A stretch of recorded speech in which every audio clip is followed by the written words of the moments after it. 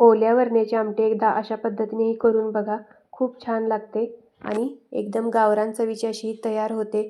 त्यासाठी काय करायचं, कढईमध्ये एक अर्धा चमचा होईल इतकं तेल टाकायचं आणि त्याच्यामध्ये आपल्याला 1 वाटी वरणा अशा पद्धतीने परतवून घ्यायचा। थोडंसं डाग पडेपर्यंत आपल्याला वरणा छान असा परतवून घ्यायचा आहे, म्हणजे त्याचा जो वास असतो तो निघून गेला पाहिजे। हे बघा, अशा पद्धतीने तो लालसर झाला किंवा काळे डाग पडले की तो आपल्याला काढून घ्यायचा आहे आणि मिक्सरमधून जाडसर असा तो फिरवून घ्यायचा आहे। आता काय करायचं, त्याच कढईमध्ये आपल्याला 2 चमचे तेल गरम करायचं। तेल गरम झाले की त्याच्यामध्ये अर्धा चमचा जिरे आणि 1 मोठा बारीक चिरलेला कांदा, त्याचबरोबर इथं मी चिंचेचे 3 तुकडे घेतलेले आहेत, ते टाकून छान असं एक 2-3 मिनटं परतवून घ्यायचं। कांदा थोडासा मऊसर होईपर्यंत आपल्याला हे परतवून घ्यायचं आहे। हे परतवून झालं की काय करायचं, वरणा हे बघा मी अशा पद्धतीने मिक्सरमधून जाडसर असा वाटून घेतलेला आहे, तो घालून घ्यायचा। जास्त पण बारीक करायचं नाही, मोठा मोठा तो असा फोडून घ्यायचा मिक्सरमधून आणि तोही 2-3 मिनटं आपल्याला परतवून घ्यायचा आहे। आता त्याच्यामध्ये आपल्याला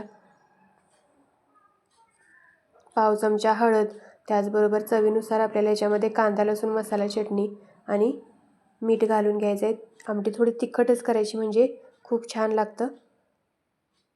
त्याचबरोबर इथं शेंगदाण्याचा मी कूट घातलेला आहे, भाजलेला शेंगदाण्याचा कूट आहे, तो गरजेनुसार आपल्याला याच्यामध्ये घालून घ्यायचा आहे आणि ते मिक्स करून झाल्यानंतर काय करायचं, याच्यामध्ये आपल्याला गरजेनुसार पाणी घालून घ्यायचं आहे। गरम पाणी घालायचं म्हणजे आमटी लगेच शिजते आणि आमटीला छान अशी चव येते।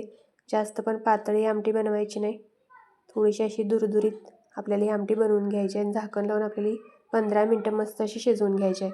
हे बघा 15 मिनटानंतर छान अशी ती शिजलेली आहे आणि त्यांनी तुम्ही बघू शकता की जास्त पातळ पण नाही किंवा जास्त घट्ट पण नाही, एकदम अशी दुरदुरीत ही आमटी तयार झाली आहे आणि खायला खूप छान लागते।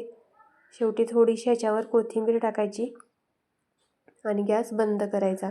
इथं आपली वरण्याची मस्त अशी गावरान स्टाईल आमटी तयार आहे।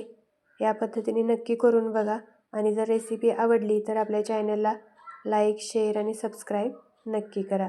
धन्यवाद।